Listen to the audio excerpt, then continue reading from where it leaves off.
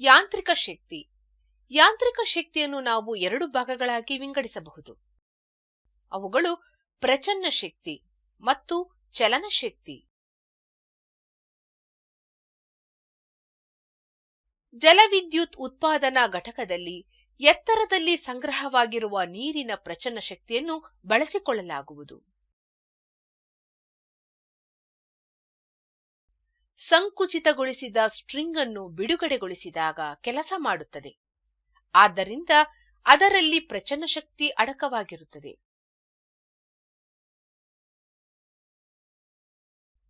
ವ್ಯಾಯಾಮ ಶಾಲೆಯಲ್ಲಿ ಕೆಲವು ಉಪಕರಣಗಳು ಸ್ಟ್ರಿಂಗ್ಸ್ನಿಂದ ಕೂಡಿದ್ದು ಇವುಗಳನ್ನು ಸ್ನಾಯುಗಳ ವ್ಯಾಯಾಮದಲ್ಲಿ ಬಳಸಲಾಗುತ್ತದೆ. ಬಿಲ್ಲು ಮತ್ತು ಬಾಣ ಇನ್ನೊಂದು ಉದಾಹರಣೆಯಾಗಿದೆ. ನಿರೂಪಣೆ: ಯಾವುದೊಂದು ಕಾಯಕ್ಕೆ ಅದರ ಸ್ಥಿತಿ ಮತ್ತು ಸ್ಥಾನದ ಕಾರಣ ಇರುವ ಶಕ್ತಿಗೆ ಪ್ರಚನ್ನ ಶಕ್ತಿ ಎಂದು ಕರೆಯುತ್ತಾರೆ.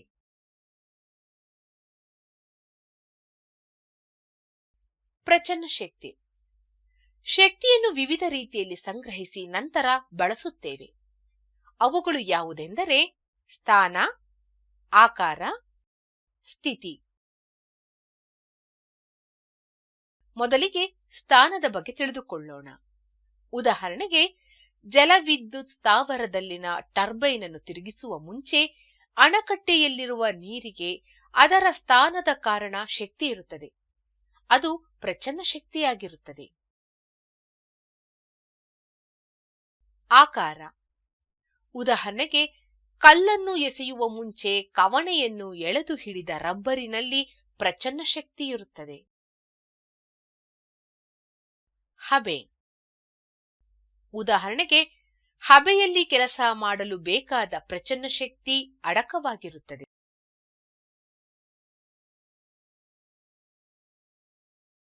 ನೆಲದ ಮೇಲೆ ನಿಶ್ಚಲ ಸ್ಥಿತಿಯಲ್ಲಿರುವ ಎಂ ರಾಶಿಯನ್ನು ಹೆಚ್ ಎತ್ತರಕ್ಕೆ ಎತ್ತಿದಾಗ ಕೆಲಸ ಡಬ್ಲ್ಯೂ ನಡೆಯುತ್ತದೆ. ಇಲ್ಲಿ ರಾಶಿಯನ್ನು ಗುರುತ್ವ ಬಲದ ವಿರುದ್ಧ ಎತ್ತಲಾಗಿದೆ.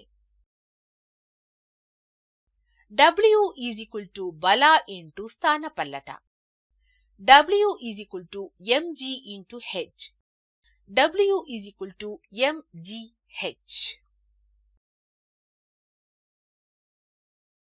ಪ್ರಚನ್ನ ಶಕ್ತಿ = mgh.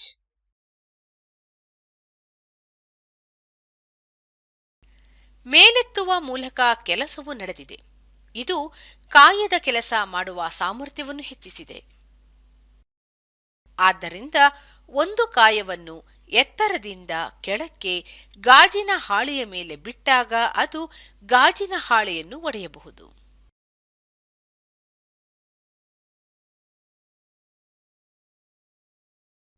ಈ ಶಕ್ತಿಗೆ ಕಾರಣ ಭೂಮಟ್ಟದಿಂದ ಹೆಚ್ಚು ಎತ್ತರದಲ್ಲಿರುವ ಅದರ ಸ್ಥಾನವೇ ಕಾರಣ. ಆ ಕಾಯವನ್ನು ಮೇಲೆತ್ತಲು ಮಾಡಿದ ಕೆಲಸವು ಆ ಕಾಯದಲ್ಲಿ ಪ್ರಚನ್ನ ಶಕ್ತಿಯ ರೂಪದಲ್ಲಿ ಸಂಗ್ರಹವಾಗಿರುತ್ತದೆ. ಉದಾಹರಣೆ 1. 20 N ಬಲವು ಅಂದರೆ 20 ನ್ಯೂಟನ್ ಬಲವು 40 ಮೀಟರ್ ದೂರ ಬಲದ ದಿಕ್ಕಿನಲ್ಲಿ ಬಳಸಲ್ಪಟ್ಟಿರುವುದು. ಹಾಗಾದರೆ ಬಲವು ಮಾಡಿದ ಕೆಲಸವನ್ನು ಕಂಡುಹಿಡಿಯಿರಿ.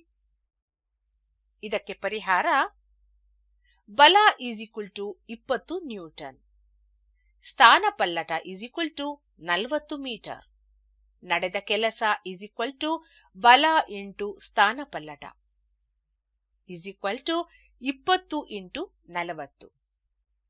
ಇದನ್ನು ಕೂಡಿಸಿದಾಗ ಬರುವುದು 800 ಜೌಲ್ಗಳು.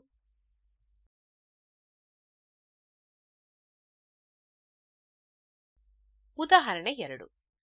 ನೆಲದಿಂದ 50 ಮೀಟರ್ ಎತ್ತರದಲ್ಲಿರುವ 5 ಕೆಜಿ ರಾಶಿಯನ್ನು ಹೊಂದಿರುವ ಒಂದು ಕಾಯದ ಪ್ರಚನ್ನ ಶಕ್ತಿಯನ್ನು ಕಂಡುಹಿಡಿಯಿರಿ. ಪರಿಹಾರ: ಇಲ್ಲಿ ಕಾಯದ ದ್ರವ್ಯರಾಶಿ m = 5 kg, ನೆಲದಿಂದ ಕಾಯದ ಎತ್ತರ h = 50 ಮೀಟರ್, ಗುರುತ್ವ ವೇಗೋತ್ಕರ್ಷ g = 9.8 metre per second square, ಪ್ರಚನ್ನ ಶಕ್ತಿ EP mgh. ಆದ್ದರಿಂದ EP 5 kg into 9.8 meter per second square into 50 meter is equal to 2450 kg into m square per second square is equal to 2450 joule. Energy ಅಂದರೆ ಶಕ್ತಿ. ಯಾವುದೇ ಕಾಯಕ್ಕೆ ಅದರ ಸ್ಥಿತಿ ಮತ್ತು ಸ್ಥಾನದ ಕಾರಣ ಇರುವ ಶಕ್ತಿಗೆ ಪ್ರಚನ್ನ ಶಕ್ತಿ ಎಂದು ಕರೆಯುತ್ತಾರೆ. ಶಕ್ತಿಯು ವಿವಿಧ ರೀತಿಯಲ್ಲಿ ಸಂಗ್ರಹವಾಗಿ ನಂತರ ಬಳಸಲ್ಪಡುತ್ತದೆ. ಒಂದು ಕಾಯವು ತನ್ನ ಸ್ಥಾನದ ಕಾರಣದಿಂದ ಪ್ರಚನ್ನ ಶಕ್ತಿಯನ್ನು ಹೇಗೆ ಗಳಿಸುತ್ತದೆ ಎಂಬುದನ್ನು ನಾವು ಈ ಕೆಳಗಿನ ಪ್ರಯೋಗದಿಂದ ನೋಡೋಣ. ಇಲ್ಲಿ ಒಂದು ಕೋಲು ಅಥವಾ ಅಳತೆ ಪಟ್ಟಿಯನ್ನು ತೆಗೆದುಕೊಂಡು ವಿವಿಧ ಎತ್ತರಗಳನ್ನು ಗುರುತು ಹಾಕಿಕೊಳ್ಳಲಾಗಿದೆ. ಈ ಚಿತ್ರದಲ್ಲಿ ಗಮನಿಸಿ. ಅದನ್ನು ಲಂಬವಾಗಿ ಕೆಸರಿನ ಮೇಲೆ ಇರಿಸಿ. ನಾವು ವಿವಿಧ ಎತ್ತರಗಳಿಂದ ಕಲ್ಲನ್ನು ಕೆಳಗೆ ಬಿಟ್ಟಾಗ ಅದಕ್ಕೆ ಅನುಗುಣವಾಗಿ ಕೆಸರಿನಲ್ಲಿ ಕುಳಿ ಉಂಟಾಗುತ್ತದೆ. ಕುಳಿಗಳ ಆಳವು ವಸ್ತುವಿನ ತೂಕ ಮತ್ತು ಅದರ ಸ್ಥಾನವನ್ನು ಅವಲಂಬಿಸಿರುವುದು. ಒಟ್ಟಾರೆ ಯಾವುದೇ ಕಾಯಕ್ಕೆ ಅದರ ಸ್ಥಿತಿ ಮತ್ತು ಸ್ಥಾನದ ಕಾರಣ ಇರುವ ಶಕ್ತಿಗೆ ಪ್ರಚನ್ನ ಶಕ್ತಿ ಎಂದು ಕರೆಯುವರು.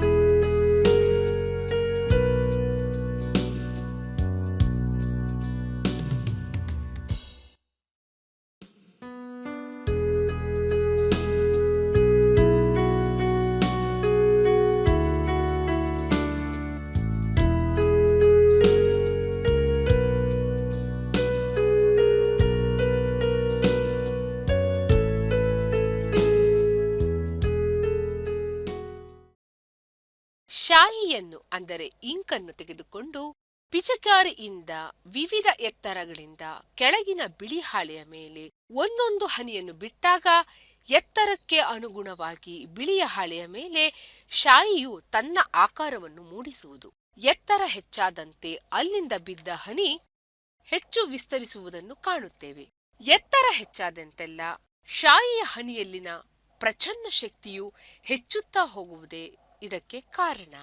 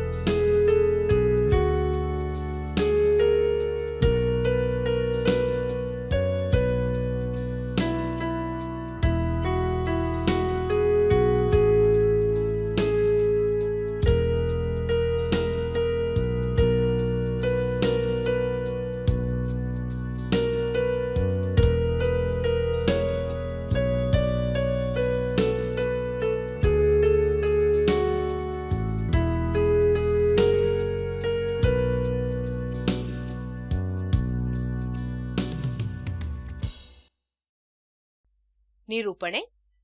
ಚಲನೆಯ ಕಾರಣ ಒಂದು ವಸ್ತುವಿಗಿರುವ ಕೆಲಸ ಮಾಡಬಲ್ಲ ಸಾಮರ್ಥ್ಯಕ್ಕೆ ಚಲನಶಕ್ತಿ ಎಂದು ನಾವು ಹೇಳುತ್ತೇವೆ. ಚಲಿಸುವ ಗುಂಡಿಗೆ ಅದರ ಚಲನೆಯ ಕಾರಣದಿಂದ ಚಲನಶಕ್ತಿ ಇರುತ್ತದೆ. ಈ ಶಕ್ತಿಯು ಅದರ ಒಳನುಗ್ಗುವ ಸಾಮರ್ಥ್ಯಕ್ಕೆ ಕಾರಣವಾಗಿದೆ. ವಾಹನಕ್ಕೆ ಬ್ರೇಕ್ ಅನ್ನು ಅನ್ವಯಿಸಿದರೂ ಅದು ತಕ್ಷಣ ನಿಲ್ಲುವುದಿಲ್ಲ. ಅದು ವಿಶ್ರಾಂತ ಸ್ಥಿತಿಗೆ ಬರುವ ಮುನ್ನ ಸ್ವಲ್ಪ ದೂರ ಚಲಿಸುತ್ತದೆ. ಆದ್ದರಿಂದ ಬ್ರೇಕ್ಗಳು ಉತ್ಪತ್ತಿ ಮಾಡಿದ ನಿಧಾನಗೊಳಿಸುವ ಬಲದ ವಿರುದ್ಧವಾಗಿ ವಾಹನವು ಕೆಲಸವನ್ನು ನಿರ್ವಹಿಸುತ್ತದೆ. m ದ್ರವ್ಯರಾಶಿ ಇರುವ ಕಾಯವು v ಸ್ಥಿರ ವೇಗದಲ್ಲಿ ಚಲಿಸುತ್ತಿದ್ದರೆ ಅದರ ಚಲನಶಕ್ತಿಯು 1/2 ರಾಶಿ ಇಂಟು ವೇಗ ಸ್ಕ್ವೇರ್ ಆಗಿರುತ್ತದೆ. Ek ½ mv square. Kinetic energy is equal to half mv square.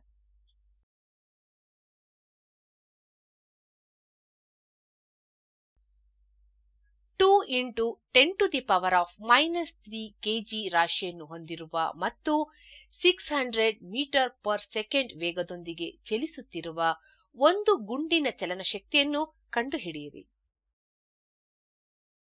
ಗುಂಡಿನ ರಾಶಿ m is equal to 2 into 10 to the power of -3 kg.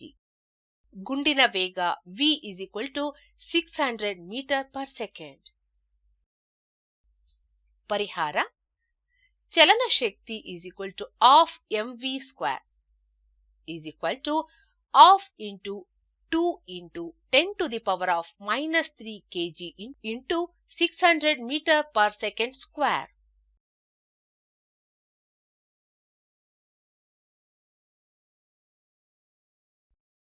ಚಲನಶಕ್ತಿ is equal to 360 joule.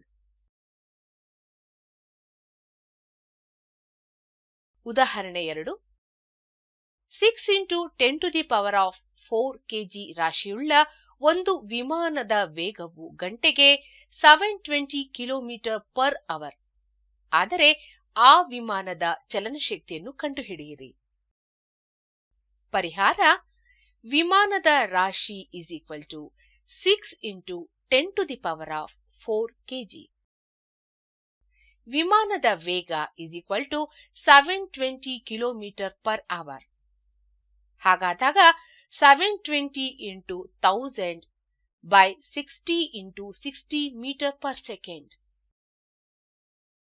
is equal to 720 into 10 by 36 meter per second is equal to 200 meter per second.